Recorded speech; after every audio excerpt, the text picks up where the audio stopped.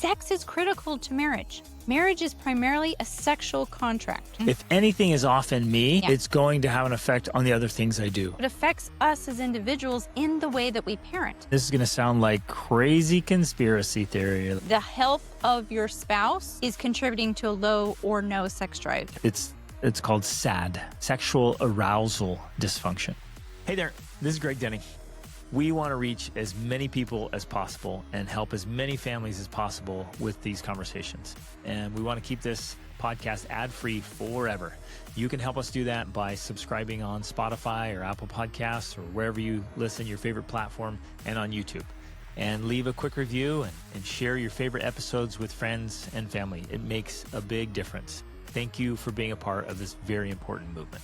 Ladies and gentlemen, welcome to the Extraordinary Family Life Podcast. We're your hosts, Greg and Rachel Denning. Today, we got an awesome question about a very important topic that is becoming a big, big problem in society. A bigger problem every day, every year, practically. And, you know, we try to focus on parenting as much as possible in these episodes, but when we talk about a topic that we're going to discuss today, not only is it because it's important to family life in general, but it is also very important to parenting. I think one of the things that I would love to emphasize even more to parents, especially in the sometimes very confusing world that we live in, is that everything is holistic. Mm-hmm. Like you cannot escape from the consequences and the impact of every other area in your life on your parenting. It's all interconnected. Yep. And so that's why we talk about sex as a couple, because that is related to your parenting. That's why we talk about the marriage relationship. That's why we talk about, you know, we even talk about business and finances and different things, because it's all interconnected. It all affects the family. Exactly. It all affects the family. It all affects your parenting. And so as today, as we talk about this topic, we want you to keep that in mind, that this is directly connected, not only to, of course, the health and well-being of your marriage, but the health and well-being of your marriage and your sex life is directly connected to your parenting. And I think let me just finish this thought. I think we have all experienced that on some level, where when it's off between us as a couple, this is one of the reasons why divorce is so damaging to children. Divorce, like the statistics, the research now is showing how devastatingly traumatic divorce is on children. And one of the reasons is because when parents are not connected, when they're not united, when they're not unified, that just has a devastating impact on how we parent. So it affects us as individuals in the way that we parent. And you and I have both experienced that when we are united, when we are bound together, we are better parents individually and together. We're better at everything. Exactly. We're better at everything, but especially as it impacts children and their ultimate well-being, they are better off when our relationship is whole and connected and united. Yeah, I don't know how to emphasize this enough. And I hope everyone listening can think about it for a little bit and say, okay, that makes sense. Like if anything is off in me, it's going to have an effect on the other things I do. A lot of people, we want to not believe that. We want to tell ourselves stories like, no, it's unrelated. I can keep it separated. I can totally keep this separate. I can show up over here and do really well and not have this affect me. But it's just not true, because it's taking up space in your mind. It's using up mental bandwidth and resources. And it's energy. Creating whatever feelings it creates. There's across the board with everything. Triggers that then make it easier for you to you're get less upset at your patient, children. or more frustrated, or you just have this ongoing irritation, frustration, fear, anxiety, worry, depression, whatever, discouragement, shame. Like it's all just operating back in there. And so it's coming out in subconscious and unconscious ways, or even just deliberately conscious ways. But 100%, ladies and gentlemen, what's happening in your head and in your heart is coming out in your life and in your body. Exactly. So it's affecting what you're doing. And you can tell yourself stories all day and say, no, it's not affecting me. Yourself. Look at how well I'm doing over here. I'm just crushing it. So it's not affecting me. No way. It is. It is. Everything affects everything. You are a very complex being.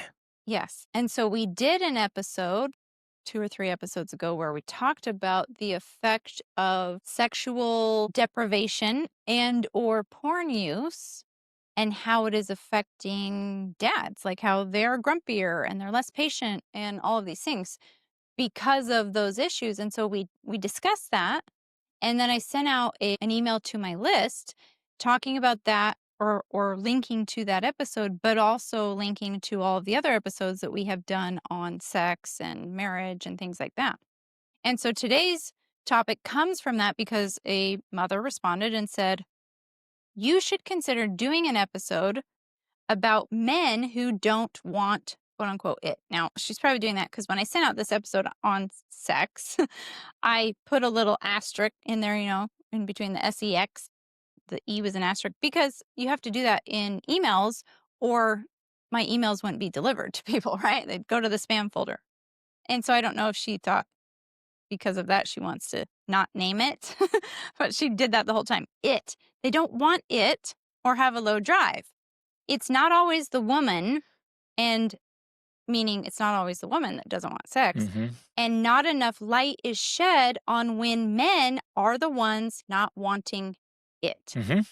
So a very important topic, very relevant to some people, not necessarily all, but like you already hinted it's a growing number of men that this is occurring to, and that's what we're going to talk about today. But as we answer this question, at least I think we're probably going to address at least 4 different reasons that contribute to why men would not want sex. Now, I think we all are potentially aware, maybe not all of us, that generally, and again, we're speaking in generalities because if you look at like some sort of chart or whatever, it's going to be generally true for most people. Most men want sex more than most women. And although there are a and of course, significant amount of marriages where the woman has a higher sex drive. But what we're going to get into today is why that would be. There's almost always some factor behind that. And you're like, okay, we need, as sex researchers, they'll look into it and just say, no, it's kind of divided. One partner has a higher drive than the other and lower drive. But they're just looking at the therapy side of it. When you dig into the physiology side of and it, the psychology. There's always almost some factor there of why men have a lower drive. Yeah. And so in generalities, it's generally because Greg and I believe that intimacy is like a circle, but with 2 halves. And one half of that circle is sex. It's the physical act of sex. The other half of that circle is what I call emotional intimacy. And that's the need for talking and discussing and having deep, meaningful conversation. And generally, at least from our experience, women are the ones that drive the emotional side of it, and men are the ones that drive the physical side. And I think that that's a good thing. I think that's a healthy thing. And when we have that in balance, it's beautiful because it keeps us continuing that circle of connection through intimacy, emotional and physical intimacy. So, in that case, if the man is not driving the physical side, and again, it can also be switched and that's fine. But if one partner is not driving the physical intimacy, then it falls on the shoulders of the other partner to be in charge of not only the emotional, mental intimacy, but also the physical intimacy. And that's when intimacy really starts to break down because I feel that it takes 2. Like if it was all on me to do it all, the physical and the emotional and the mental, like I would feel like that was too much, where I'm like, are you going to contribute here? Are you going to be a part of this circle? Right? Like do your job type thing. That's how I personally would feel. And I think many people probably do feel that if one partner is not, especially if the physical aspect is missing and they're not like picking up and being like, oh, I'll be in charge of the emotional intimacy part. It's almost like they're not engaged in the circle of intimacy at all. Is usually what's happening in a scenario like that. Yeah. And this, I mean, it's kind of obvious, but we're saying is like this relationship, the intimate relationship, a marriage relationship is unique from every other relationship. And it has this element of it that you don't have with anyone else or shouldn't have with anyone else. Like this. So you As far take as the all these other depth relationships, the depth of the intimacy depth of and emotional and emotion. mental intimacy should be unique in the Yeah. marriage And the sexual relationship, relationship and should of be course, unique. the sex Yeah. itself should be constrained to Right. that And relationship. it should be awesome and it should be fully developed. But there's a lot of challenges, a lot of Yes. problems. So, we're gonna talk about 4 main reasons why a man or any partner in the relationship is not interested specifically in sex, but as it connects to, I think, all parts of intimacy in the relationship. The first one, I think we're going to start with, again, these aren't in any particular order, but I would say the first, actually, should I name all 4 and then we'll go through them? Well, and there might be more than 4. Yes, but we're going to start with the 4. So I'm going to say one reason is health, simply the health of your spouse is contributing to a low or no sex drive. Yep. And that's related to food, exercise. Nowadays, of course, it's like endocrine disruptors, which affect men, not just women, all of the microplastics we have. So it's like a very big picture. That's obesity. That is contributing to it. The other factor is porn, of course. That is going to definitely contribute to why a man does not have a high sex drive, at least towards you, his spouse. The third is going to be affair, which in a way is connected, I think, to porn, but not necessarily always. Because So adultery. unfortunately, yeah, adultery, unfortunately, oftentimes when a man is not interested in you as his spouse, it's because his sex drive is being driven somewhere else, which is connected to the porn as well. Adultery. And then the last one would simply be, and again, these can be painful, but we're here to bring pain, because where there's pain, there's power, and there's power to change and create transformation, but it starts by identifying the pain. And the fourth one is very often that he's simply no longer attracted to you because of your own health issues or your own obesity, or maybe you've just don't care about how you look anymore. You don't make an effort to be sexy or attractive or take care of yourself or work out or eat well. So it's your own health there.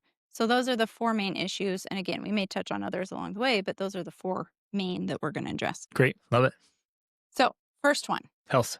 health. There has been, and this is going to sound like crazy conspiracy theory. You're like, oh, come on, that's too much. But there has been a concerted effort for the last 40 years to make people grossly unhealthy. The food that's out there available now, they're just putting food that literally kills your cells, kills testosterone levels. And there were major companies and major producers that they wanted that outcome. They wanted to feed men food that would kill their testosterone. Well, there's a couple of things that really made this hit home for me. One was, for years, Greg and I have talked about bread and circuses. And, if you study history, you understand the concept of bread and circuses was essentially a tactic, a strategy that many empires have used, including Rome, to placate the masses, to placate the people. And what it means is that they use food and entertainment to keep people Docile and weak. And so during the Roman Empire, they would give them bread and they would have the circuses or the entertainment. They had the arenas like the Colosseum with the gladiators doing, like, that was the strategy of keeping the people placated. So the entertainment piece makes sense, right? You just entertain people that they're like, yeah, they're so docile, they're so distracted, they just love entertainment, make it cheap entertainment. There's no inspiration, there's no drive, there's no message, just simple entertainment.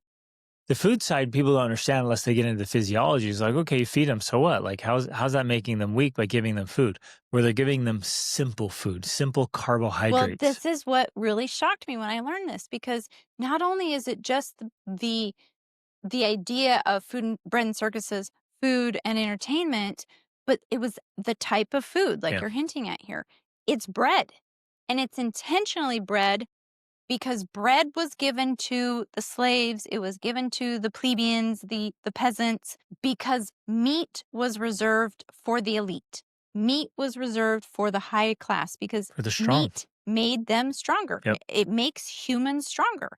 And so when they didn't give meat to the slaves or to the peasants, because then it would give them more strength to be able to rise up against Right. the elites. And revolt and fight back and have power. They're like, Yeah. we want them to be weak, so give them simple carbohydrates. Yes. And when I got that, I was like, oh my gosh, this is crazy. This is insane. It literally is a thing. Bread in circuses is the carbohydrate part is very significant. Yep. Well, in today's society, even something as simple as the food pyramid, which has now been shown to be a scam, the eating primarily carbohydrates as the basis of the food pyramid is so unhealthy. It is the thing that is leading to all of the chronic preventable diseases that we are dealing with, especially in America and the West.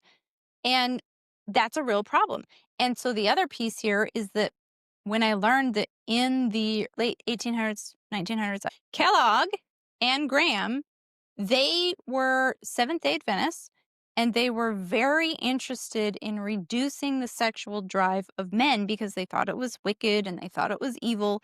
And so they invented foods that were proven to reduce testosterone in men so that men would have a lower sex drive. Yep. That's where we get Kellogg's cereal, like cornflakes, and Graham crackers. And now they're huge, And now huge they have, businesses. of course, tons and tons of different foods. But it was those carbohydrate foods that were intended to reduce sex drive in men. Yep. And they introduced them and created those foods for that very reason. So when you think about it that way in the context of bread and circuses and like these Seventh-day Adventists that want to reduce sex drives, that is what is happening on a mass scale. So many people out there are living on diets of cold cereal and crackers and cookies and Oreos and like all of these carbohydrate foods, and it is directly connected to the reduction of testosterone in men. Like you can Google this anywhere. Well, you can Google everything I just said, but if you Google testosterone levels in men, nowadays men have 4 times less testosterone than their grandfathers or great grandfathers did.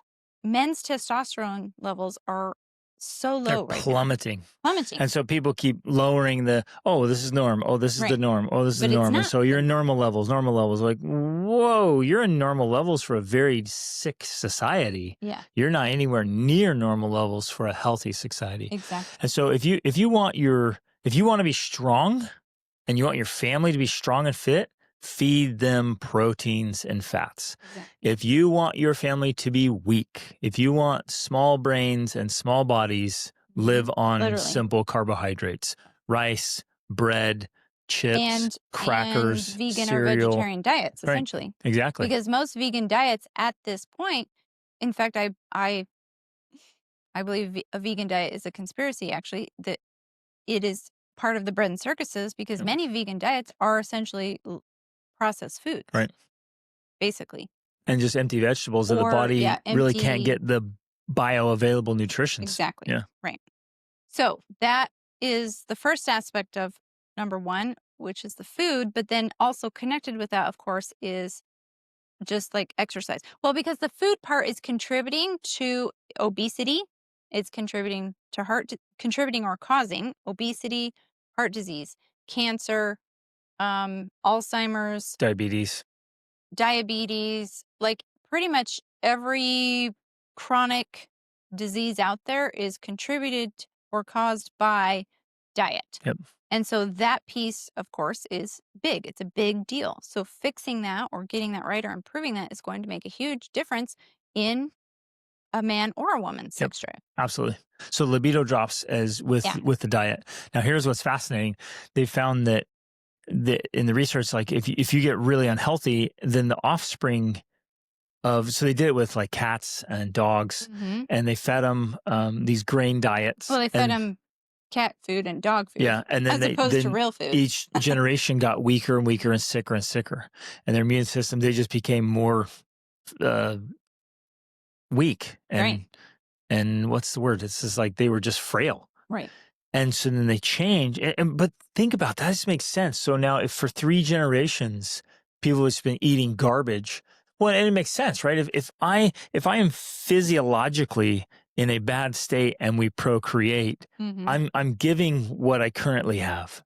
Right. And so even my sperm cells and what's written in that code is weak and sick. And I pass that on.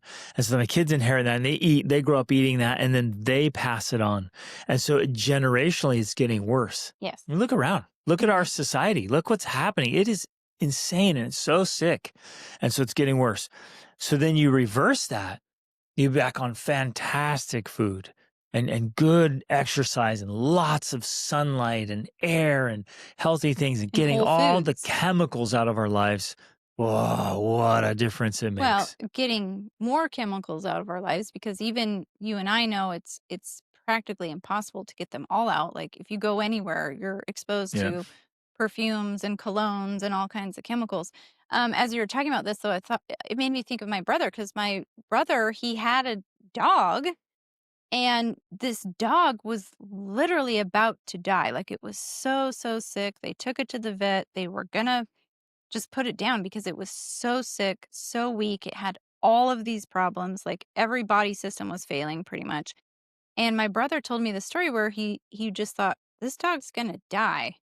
I I don't know. I'm gonna just try feeding it real food. So he started feeding it meat, because of course they'd been giving it dog food, which is garbage. And he's like, it was amazing. This dog like totally recovered. It's fine now. It has no problems. And the funny thing to me though is that even as he was telling me this, I felt like he didn't make the connection for everyday life for most people. And I was like, yes, exactly. This is what we're doing to ourselves. We are living on diets of processed food and then wondering why we have all these problems. So we're starved, but with full bellies. Exactly. So we have full bellies, but we're not getting nutrition. There's a Exactly. very, very big difference. So Right. eating for fuel or just eating for Entertainment. to fill yourself, Yeah. very, very different. Yes. And so we've got to clean up our diet. So again, just to make this very clear, the more seed oils, processed foods, chemical foods, fast food, junk food, sugars, the libido just drops. Boom, sex drive just drops. So if you're eating all that garbage, it's going to go down. On top of the fact that all of the disease and the obesity is also killing Right. libido. So yeah, if you got heart problems, your heart is not working very You don't well. have any energy. If you're obese, as obesity increases, libido drops. All of these things, energy levels drops, and so you're like, yeah, it would be nice, but I just feel like crap. And it happens to your brain too. As obesity goes up, the brain shrinks. As your brain on simple carbohydrates and high glucose, it just wrecks it. Same with wrecks your alcohol. brain. Yeah, alcohol wrecks your brain. So if you're eating tons of junk food and not exercising, and men need exercise, hard, intense exercise. Of number one is that there has to be exercise, because exercise increases hormones and testosterone in men, especially lifting weights and things like that. And muscle mass. Men need, men and women. Right. Men and women need more muscle mass. It's critical to healthy hormones. And so the less muscle mass we have, the less healthy hormone, the unhealthier our hormones are, which of course contributes not only to the lower sex drive, but to overall lower energy and unwellness. So then as we age, those things naturally decrease a little. Libido and sex drive decrease a little bit. But now you combine a very unhealthy lifestyle with aging, and you get a guy in his 40s who's just like done, 50s done, 60s way done, and it's like, nothing there, right? And it's just because they're not healthy. And I will add this to stress. So mental management matters as well, and emotional management, because if you're not managing those, you're creating chemicals in your body. So if you're high stressed a lot, or even if you're just you're entertaining yourself to death, that becomes an addiction. So you're so addicted to entertainment, you're not even like driven for sex anymore. Right. It's like your wife's like super hot. And you're like, I think I'll just watch my phone or the game or whatever. Definitely going to be connected to the number two in porn as well. Should we let's go there. into that? So the second one is porn. Like you were already touching on, one of the biggest... Actually, I'm sorry. Hold on. I just want to hit one more thing. So if you're in that spot and you're like, it's probably the health, go get a blood panel done and have all the research done. So somebody who's competent looks at all of a sudden, like, this is what you're missing. These vitamins, deficiencies, whatever, testosterone levels, get that measured. It And do should. not get on the testosterone shot. Yes, do That not. is a They're trying bad to sell that idea. thing because you're dependent on it for the rest of your life. If you're taking the Just injections, they love that. They're like, "Oh, no, no, I'm gonna recommend this because this will really help." And and you'll yeah, it have to pay helps, me but then forever. then every couple weeks for the rest of your life, you're buying this crap. Yeah, And no, man. because you And then can it naturally increase your levels by the things we're talking about, yes. exercise and more protein Yep. And I have very and specific cholesterol. yep, I have very specific protocols for this for increasing your testosterone naturally. This is Yeah. what I teach the guys in my tribe. Okay, that's what I want to hit on that. So Okay. now porn. So porn and as you mentioned before with the addictions, the dopamine, like you increase your dopamine baseline by continuing to entertain yourself or be exposed to things that give you dopamine hits, which include not only scrolling on, say, Instagram or something like as simple as that, but then, of course, looking at porn. Looking at porn is very dopaminergic. It gives you high dopamine spikes Massive. and it literally begins to rewire your brain to the point that normal everyday life or normal everyday sex is no longer exciting.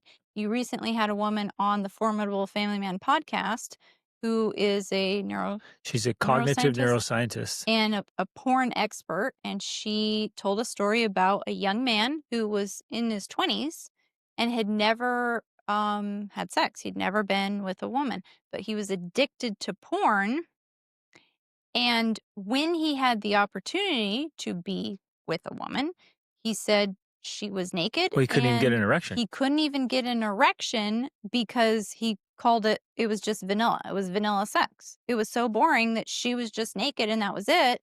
He couldn't even get an erection. So when you realize that that's the kind of effect that porn can have, you begin to understand how devastating this can be to a regular, especially, I mean, all sexual relationships, but especially to a marriage relationship, it becomes very damaging. Yep. So if your husband is addicted to porn, he can't have sex with you. He Well, literally it's almost cannot get it up. it's causing massive erectile dysfunction, Yeah. which is becoming a very, very big problem and growing problem, even for younger and younger men. It used to be that was like when you're, hitting 80 and you go, oh boy, this is struggling. And so they'd have something. Now it's happening across the board, 20. 20s, 30s, 40s, and erectile dysfunction. A lot of it's the core is porn. But now she says it's called SAD, sexual arousal dysfunction. So what is supposed to arouse a man no longer does. Like a normal naked woman Right. in So your presence. you have a normal, healthy sexual relationship with your wife, but if porn is involved, then it screws that up. So now you have SAD, sexual arousal dysfunction. Yeah. So now you have a chance to have sex and it doesn't do anything for you. Most men can't articulate that. They may not be able to make the connection, or if they know, they might think, well, porn is more exciting than my wife. And so now you have a guy's like, and a poor wife's like, why is he not interested in sex anymore? Well, it's because his dopamine levels are totally messed up and he may potentially have erectile dysfunction, which he's not going to tell you, or sexual arousal dysfunction, which he's probably not going to tell you or recognize. He's like, what's wrong? And he's just going to come up with all these stories, right? Who knows what's going on in his head? You have to talk to him, like, what's happening? He's like, well, it just doesn't do it for him anymore, right? Because he's so addicted to this exotic porn, which now gets worse and worse. It becomes violent. So violent porn is now the big thing, or child abuse, sex porn is those big things. And that's just the normal course of those kind of things. It's just like a drug. It has to get stronger, worse, more extreme in order to, because of sexual arousal dysfunction. So you look at porn the first time, it's like, this is amazing sex. And I was like, oh, it's okay. After several times, you're like, well, that doesn't turn me on anymore. So you need something more extreme. And you work your mind. It's just dopamine. It's just pure physiology or dopamine levels. You get so far into this, then yeah. I mean, it's the same, and we all get this with like a drug addict or an alcoholic. Like over time, the original, it starts with marijuana or something, but then that's no longer sufficient to give you the high that you were after. You have to go to the stronger and harder drugs and unfortunately, you keep pursuing that until death, as in the case of your brother. But that's what happens. The vanilla drugs are no longer good enough for you to be able to enjoy the same type of high. And that's what's happening with porn in a marriage relationship. The other disturbing factor that this woman shared in your podcast episode, which I highly recommend, if porn is an issue, definitely be listening to that episode. She said, which was shocking to me because you have always said 75% of good men, these are like church going men, are looking at porn. She said 95% of men between ages 8 and 80 are looking at porn. 88, I think. She's 8 at and 8 and 88 88. are It was looking at porn over. It was regularly. over 90% of men and boys between 8 and 88 are looking at porn, are consuming porn. Yes, and we, I mean, at least with your experience in working with clients, there is a very large percentage of them that are looking at porn. Yep. And we have heard stories of even men who are in their 70s or 80s and who are still parents and they're looking at porn of young girls. You know, that like this is happening. It is real. It is devastating. But to think that it's not happening is very naive, unfortunately. And so we have to be aware of it. You do not look at porn, which I'm very grateful for. And you are very deliberate about talking to our boys about that. And so they are not intentionally looking at porn. Porn can accidentally be seen by any of us at any time, but it's not intentional. And so you have to be very vigilant. You have to be very strict. You have to be able to have open conversations about this. If you can't, it is a real issue and it will continue to cause real issues in your relationship and in your family. Absolutely. So it destroys marriages, it destroys relationships, and 100%, I know some people won't agree with this, but the evidence is there. 100% porn wrecks your brain. Mm-hmm. If for no other reason than just how it destroys your dopamine baseline, Yeah, right. you should stay clear of it and stay away from it. And that's not just for the sexual aspect of it, but when you raise your dopamine baseline like that, like all other activities in It life makes the become rest more of life, difficult or more boring. Like Yep. it's more difficult to enjoy life in general when you have a super high dopamine baseline. Yep. Where you should be just enjoying life, enjoying the Yeah. simple things of life, and genuinely sitting there like, I love this. This is amazing. Mm-hmm. But if you're a porn addict, that's just wrecked your dopamine levels, or a drug addict or an alcoholic, Yeah. just sitting there like, oh man, it's I so just need boring, my it's next so hit. empty. I just got to get my next hit, and the body is craving it, and you are an addict. Mm-hmm. Yeah. And she says, I like her framework. It's like, if a lot of people are telling him, so I'm not addicted. I'm not addicted. She's like, okay, just try to go without it. If you're not an addict, just go without it and Mm-hmm. see what happens. Yeah. And like the reactive response of the brain and body is like, yeah, it reveals you're an addict. Yeah. Okay. So get that out of your life. Okay. Which that's a whole nother episode, obviously, and a whole nother conversation. And you can reach out to us for resources and questions if you have. And coaching. Yeah. And coaching. Number 3, unfortunately, and it's often connected, but not always connected. And that's adultery.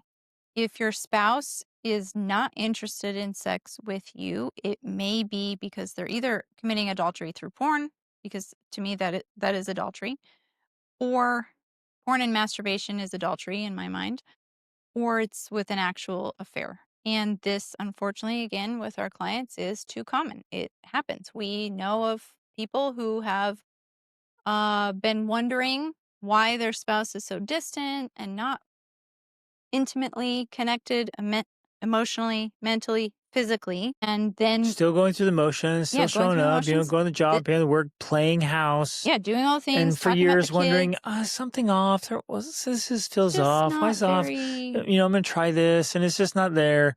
Come to find out, it was years-long affairs. Yes, and this has happened more with and more multiple common. clients of ours that we've heard about. So an affair was essentially going on for, I think in both cases, almost a decade. Yep.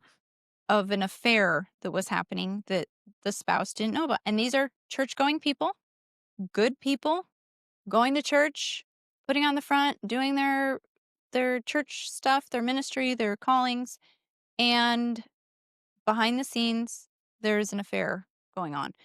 And it looked simply like emotional, distance and physical distance, not a lot of sex, not a lot of deep connection.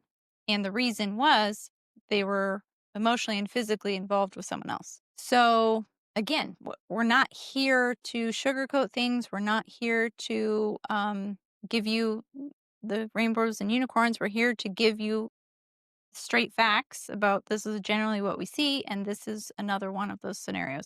Because the reality is, and I think this is what we need to understand, sex is critical to marriage. Marriage is primarily a sexual contract. It means that you and I have sexual access to one another and to no one else by default. Mm-hmm. This is it. So if the sex isn't happening here, something is Where's off. it happening? Something is wrong. Yeah. Because in normal, healthy human beings, there's going to be a sex drive, and that should be driving us to each other. That is the point of it. That is the reason it exists, besides, of course, reproduction. But that's the point. So if it is not happening, that is a major red flag that something is off in your relationship and or in your partner or in yourself, and it needs to be repaired in order to have a whole, healthy, extraordinary relationship. Yep. That's why we keep talking about this topic, because it's so critical. It's so critical. Yeah. And we need to be aware of it. We need to wake up and realize this needs to be happening. If it's not, the causes behind it, like adultery, need to be addressed. Right. It needs to be resolved. So if it's not health, it's just destroyed a sex drive, then the sex drive is being released somewhere else. Yeah.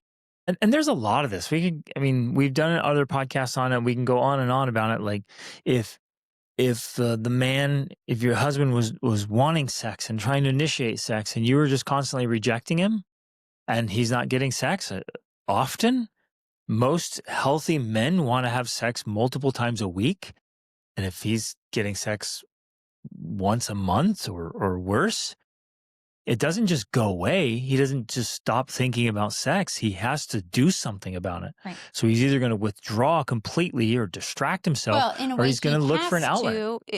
And again, this is not giving men license or excusing their behavior. We're simply explaining the psychology behind it. And the physiology. That if he has that sex drive and it's not allowed or permitted, for lack of better words, in the one sacred place where it should be, to be released within that sexual contract, then the physiology, in a way, and I'm explaining this from what I've come to learn about your sex drive, it becomes almost like, I'm going to say, a demon that drives him to find a release somewhere else. And that's when he turns to porn, masturbation, adultery. Again, not that he's a bad person and he's trying to ruin his life or ruin your life as the spouse. Unfortunately, that's just the nature of the physiology, of the psychology of what's occurring. That drive does not go away. And I've come to understand it as like someone who's hungry or starving. Like, you don't stop thinking about food just because you're told you can't eat. Like, if you are hungry, you're going to do whatever you can to get food, right? And in some ways, in this case, the wife is the only one who can feed the hunger. Yes, and I know that even just saying that is a very delicate subject, because for many women that feels like too much. It feels like intimidating, threatening, demeaning, and we've done a lot of other episodes about it, so definitely listen to those because we talk through that.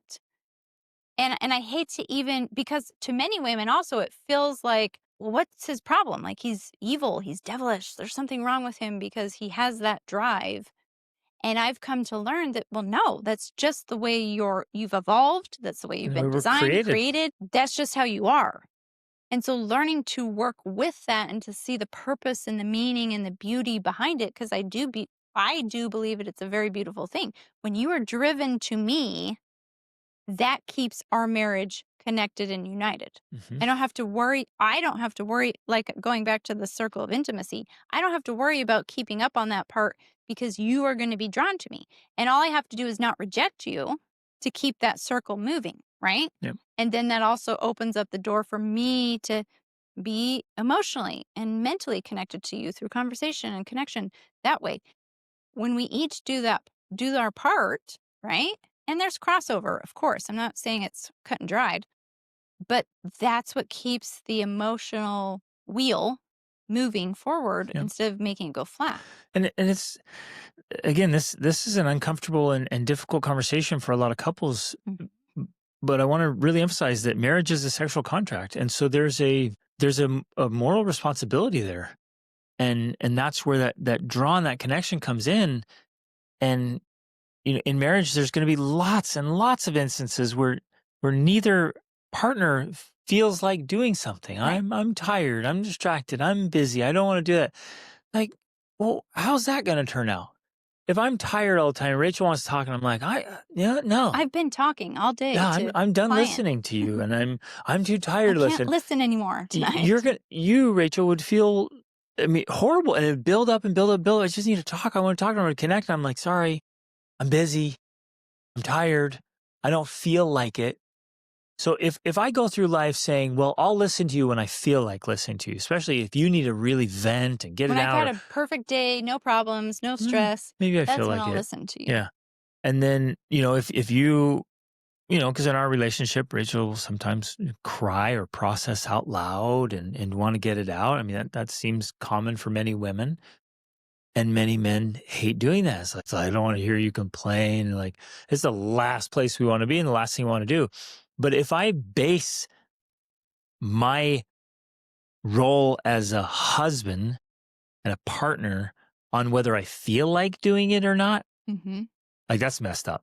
I have a moral obligation to connect with you, to listen to you, to support you, whether I feel like it or not. Well, and I think more importantly, especially if we use the same analogy for sex, to learn how, because this is what I've done and this is what you've done, to learn how to want to do that, Yep. to want to listen to me, even if you've had a rough day and you have a headache and you're tired and you want to go to bed. But to see the bigger picture of like, well, no, this is important. She needs me and I'm the only one she can turn to. I That's why want to I do that. want Yeah. to be that person Right. for her. And the same is true Plus, with it makes our sex. marriage amazing, our relationship Yeah. amazing. Everything's great. So, yes, I want to do those. Right, because you those want the things. outcomes Right, that exactly. come from it, even if in the moment you don't necessarily Right. want it. That's the same with me. I've learned to want that because I want the outcome of having a very deep, intimate relationship with you. Part of that intimacy requires physical sex. That Mhm. is a part of it.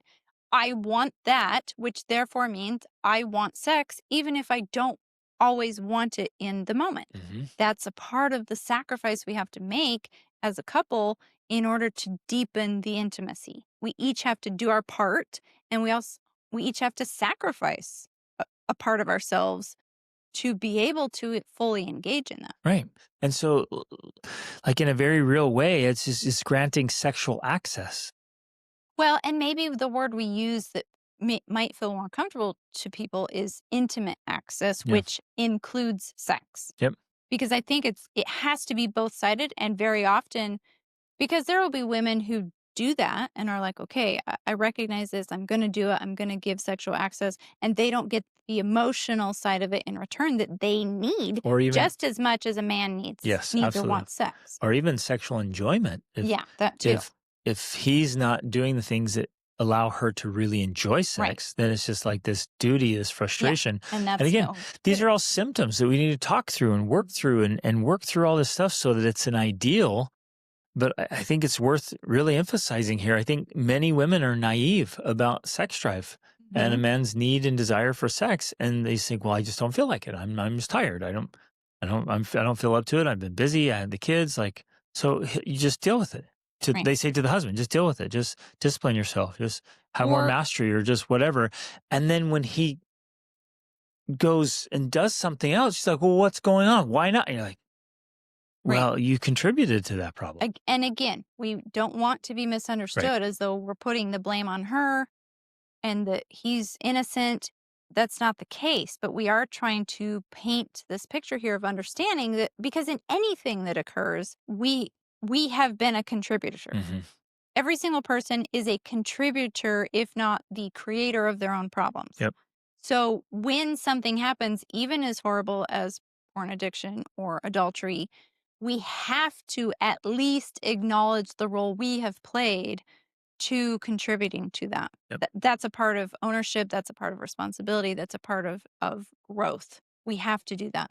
So as we're discussing this, it's with that intention Yep. of understanding, oh, this is how I potentially contributed to adultery. I potentially contributed to porn through these types of behaviors of often Yep. unknowingly, because again, Inadvertently. women don't always know this. I didn't know this. I had to learn it. That my innocent rejection of you for many valid reasons, right? I've got 7 children. I'm touched out. I'm tired. I'm overwhelmed. Could lead you to pursuing other paths because I simply am too busy for you, or I'm too busy for sex, or I'm too busy for, whatever that connection that you need. So it's bringing understanding to this issue.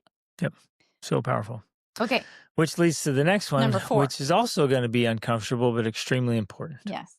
That if your health, your well-being, including, I would say, your attitude, your mental emotional state, your physical state, all of it, I guess inside the marriage relationship also, we have this obligation to be attractive.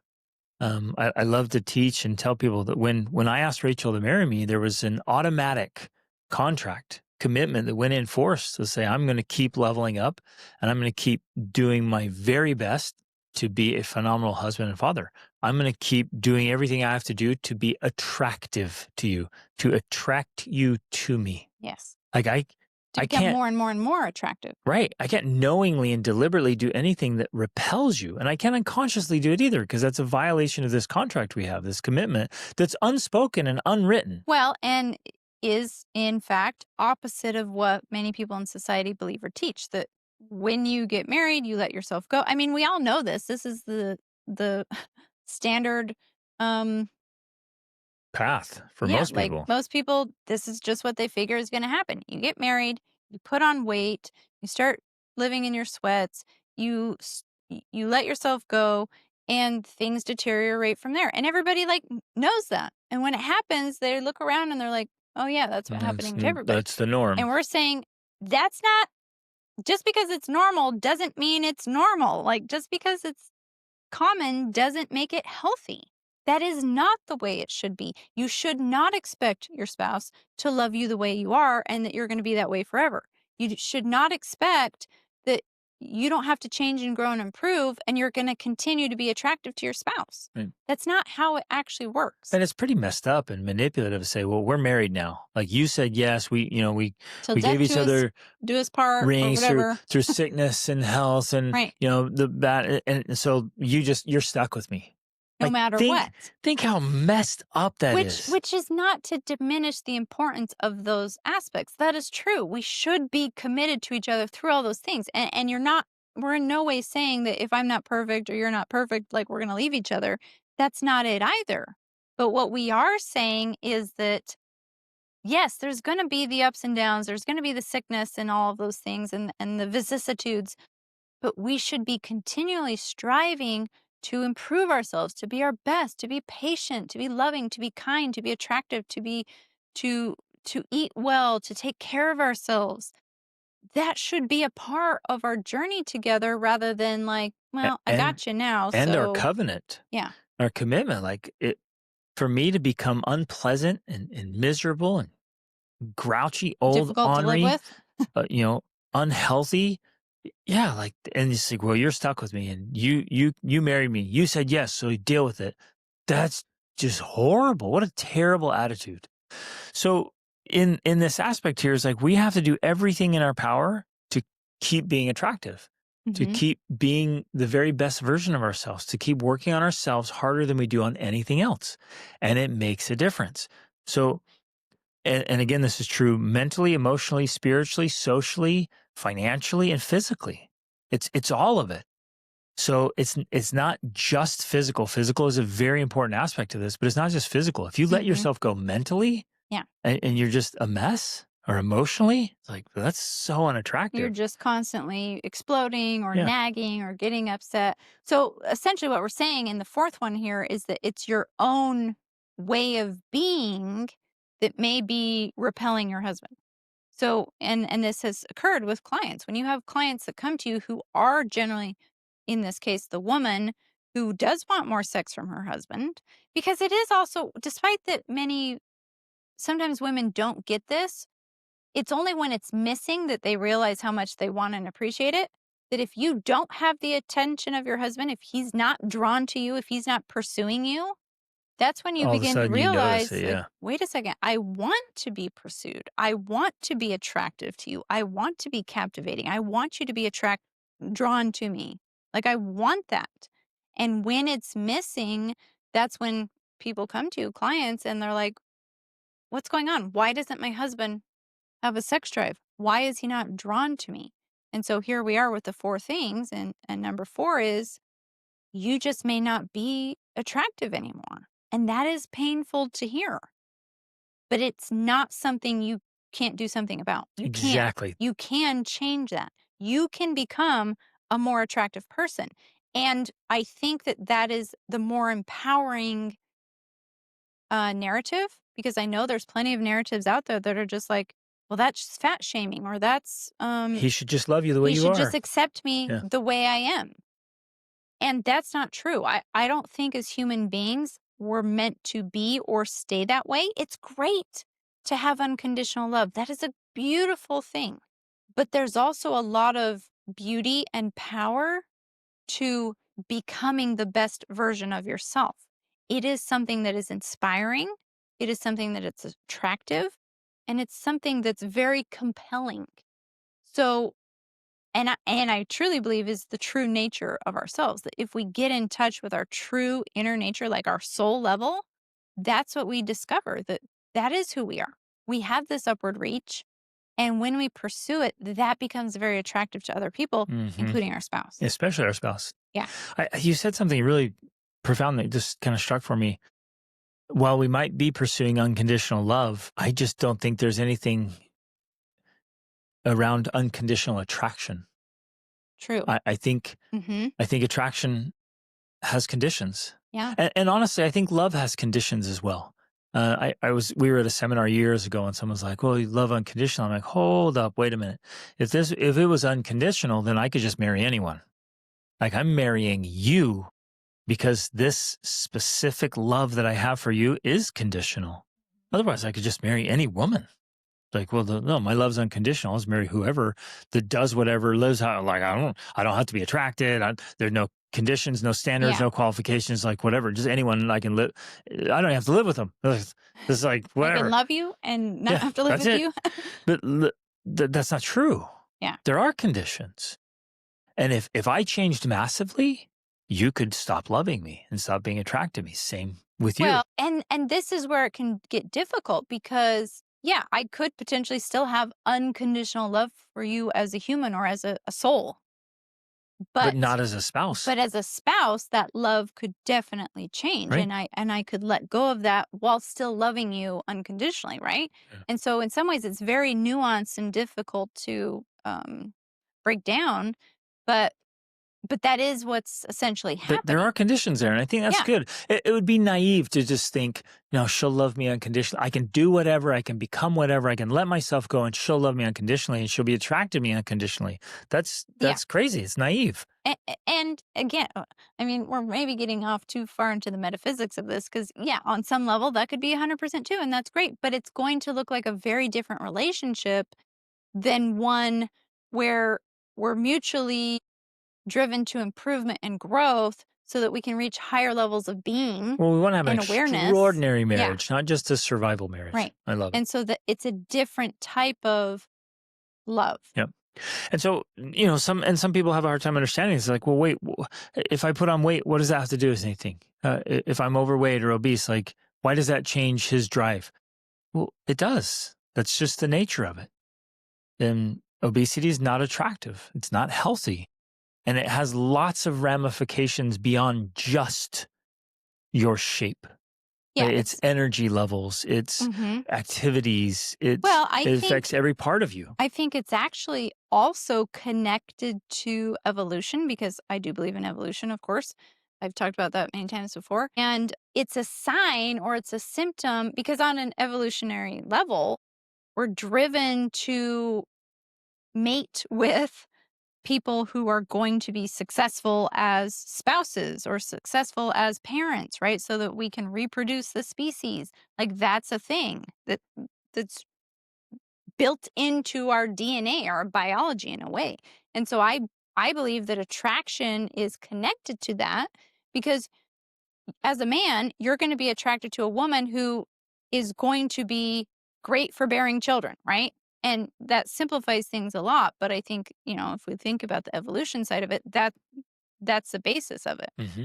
And that would be one of the reasons why men or many men, I'm not saying all, are not attracted to obesity because it's also an indicator of disease, Yep. right? It's an indicator of something off in the body, which is why it's an underlying issue. And it could even be subconscious at Right. that level. It is absolutely Wow. subconscious. That's Yeah. why I'm saying this, and I'm being very careful here because it is a subconscious thing. But because of the direct, and this is not, again, this isn't just our opinion or whatever, the research is very clear that obesity is an indicator of disease. Like it's a precursor to many of the diseases. And you're more likely to get many of the diseases if you have obesity. So Mhm. there's a direct connection there. It's just not like happenstance or whatever. There's a direct connection. Right. So on a subconscious level, it's almost like we are driven to thinner people because it's a sign of or an indication of better health and better well-being, which leads to better reproduction and better longevity. All of that is, I think, built into our biology because of evolution. And that is what's playing out even in a marriage relationship. And even if you're not even, you've already made children or whatever, you've already reproduced. It's still there. You can't just then get rid of the evolutionary aspect of it, the biology, Right. and be like, wow, we're already married, so I should just be attracted to you, even if you are overweight. It's subconscious. Right. And it's still, and it's there. It's like, so, and it's just healthy is attractive. And I think in this, like, one of our approaches has always been to work with what is. Like very often, I feel like in the world today, we want to change what is. Like this is how things are, but we want to deny reality and try to create something else. And it's just so much harder in my mind than figuring out, oh, what is reality? Let me work with it to get the outcomes I want, rather than trying to deny it And fight it. and fight against it and kick against it to create something totally different. Yeah, you're right. And so it's like, well, so let's say hypothetically I get overweight and then I could be like, well, my wife's not as attracted to me when I'm overweight. So in this fighting reality, I'm like, I'm putting all this effort into trying to make you be attractive to me being overweight instead of, wait a minute, if my wife's attracted to me when I'm fit, why don't I just become fit? Right. It's so much easier than trying to go in and change what you're attracted to. Like, this is crazy. I'm fighting reality. And so it's just simple. It's like, well, I'll just drop the weight. And again, it's all interconnected, and I know right? even saying it's simple, we It is understand simple. it's challenging for people. But that's it is part simple, of the thing. but It's so challenging. simple. It's both at like the same time. just eat healthy food in smaller portions. Like that's it. You'll lose the weight. It's so simple. And it's all interrelated too, because usually if you're overweight or obese, it's because you're eating emotionally. So something's off emotionally and mentally there. So that adds to it. And your habits, maybe you're watching a lot of TV and eating a lot of junk Being food more and you're more sedentary. sedentary. That's unattractive. So it's this big stack. It's not the simple like, oh, that's so shallow that you don't love me and you aren't attracted to me because I'm overweight. It's like, well, there's a whole picture here. There's this whole package. And you getting healthy improves all of those things. Mm-hmm. Your self-discipline, your mastery, your energy, you're pursuing goals and great habits and doing good things. And you're healing and getting stronger mentally and emotionally. It's wonderful. That's amazing. And it's all attractive. Yeah. That's so attractive. And so there's so much you can do. And even if you are, in a decent physical condition, Well, how's your attitude? How are you optimistic? Are you complaining all the time? Are you pessimistic? Are you worried and afraid all the time? You're really negative. Are you constantly criticizing or complaining? All of that's unattractive. Do you leave the house just messy and you're messy and disheveled do you get done? A lot of people are just like, well, I'm done getting dressed up because I'm married or I'm busy, I have kids, so I'm never gonna put on nice clothes and look nice. I'm just gonna settle into this disaster zone. That's all unattractive. Right. And so over time, you just lose that attraction. It's like, oh, we're just existing as roommates, and I have a sloppy roommate. Well, and things as simple as, because you mentioned the negativity and the complaining, and if I'm constantly getting after you or complaining to you, I don't recognize the things you do, I don't respect you, you're not, and you've told me this, you're not attracted to me Right. when I'm like that. If I continually, regularly behave that way, and unfortunately it becomes kind of this feedback loop that feeds itself into this downward spiral, because the more I do that, the less you're attracted to me. The less you're attracted to me, the more I do that, because Right. I'm really reaching out like I want and need your Yep. attention, but I do it in a negative way subconsciously. And so I keep pulling away farther Right. and farther. Exactly. And so then down and down we go in this spiral, and we have to recognize what's happening and then be able to put a stop to that and turn it around. Like the more I respect you, the more I behave in pleasing or attractive ways, the more drawn you will be to me, right? And it takes time, of course, to reverse those habits. But ultimately, that's really the only way we can do it. Like And we it can have to happen take quickly. ownership. Like you can start doing, you listener, but this is true for me and for Rachel. Like we could start doing more attractive things immediately. Yes. Like I could literally do things right now that are more attractive. You can do things right now that are more attractive. And so if you have habits that are just unattractive, you've been doing things, just stop. And it'll be so pleasant to your Well, partner. yes, it will at least be it will at least create a vacuum from the previous negativity, Sure. which gives space to bring in more of that positivity. Yep. Exactly. It's Okay. it's so powerful. So okay, so let's say if you're nagging, you're like, I just stop nagging. Well, that creates the space. And then the next step is instead of nagging, I can start expressing gratitude and praise and respect. Mm-hmm. Yep. Boom. And then immediately, like it is reverse everything, and your spouse is going, well, what's going on? That was different. That Mm-hmm. was not what's expected. That was actually really nice. And Mm-hmm. they might be suspicious, Yes. like what's going on here? Might be skeptical. Well, whatever. Just stick with it. Like, oh, I really like this, and it starts to awaken something again. It starts to bring them again. I love that word, attractive. You're attracting them. You're drawing them in. This magnetic force is so powerful and so beautiful. And I think that has to be happening on a regular basis, a daily Mm-hmm. basis, Yeah. where we're Absolutely. drawing. So two part. I'm trying to draw you into me, and I'm leaning into you. Mm-hmm. So I'm kind of going both directions, right? I'm Right. doing things to draw you to me, and I'm purposely going towards you. I'm Mm-hmm. going into your space. That's what makes a beautiful marriage relationship. Well, as you're saying that, it just made me think of magnets. We all played with magnets as a kid or in school. And you can either use the opposite ends to repel, and like there's nothing you can do to bring those magnets together when the wrong ends are pointed, right? And I think that's what's happening in many marriages. Both partners are inadvertently, subconsciously doing things that are literally repelling. Yep. They're repelling their spouse. And then they're wondering, like, well, why do we Why is never this not working? connect? And it That's feels why. so hard. You're just pushing them. Okay, Yes, lean in harder. Like, it's yeah, it's impossible. I can't get next to it's them. back to what I was talking about. Like so many people are fighting against reality. Like, the thing about being attracted to someone who's not overweight. Right. You're That's like just a trying to common force. reality for so many people. Yeah. Why fight against it? Yeah. Instead, flip the magnets around, do the things that are attractive, and guess what? The attraction is like a Happens. magnet. It's going to happen. So powerful. Right? It's the same with the masculinity and the femininity. like when they're lined up right, bam, like just they're drawn together. It can't separate them.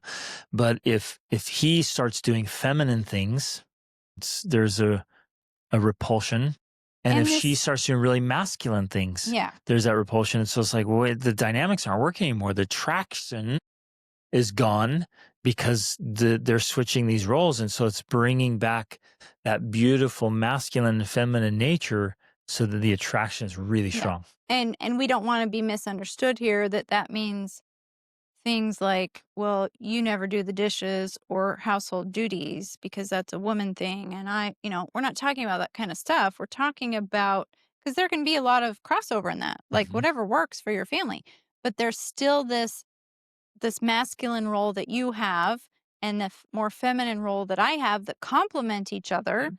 And when we operate from that space, which in essence means being true to our true selves, then that's where then the attraction occurs between us because we have these clear it's like a clear separation of identities, I guess, Yep. rather than trying to be equal and the same Right. in everything. Exactly. Oh, it's so powerful. It's so wonderful. And when it's good, it's Mhm. so good. And when it's good between us, to bring this back full circle, it makes it that much better for the rest of the family. It makes us that much better parents. We are more united in our approach. The kids feel the unity that brings a lot of security to them because when kids feel like the family unit is safe and secure, like they thrive. They don't they're not worried about what's going to happen with mom and dad. They're not worried about the breakup of the family unit. They thrive in that security knowing that things are healthy and well and that we're bound together and that we are going to be there for them.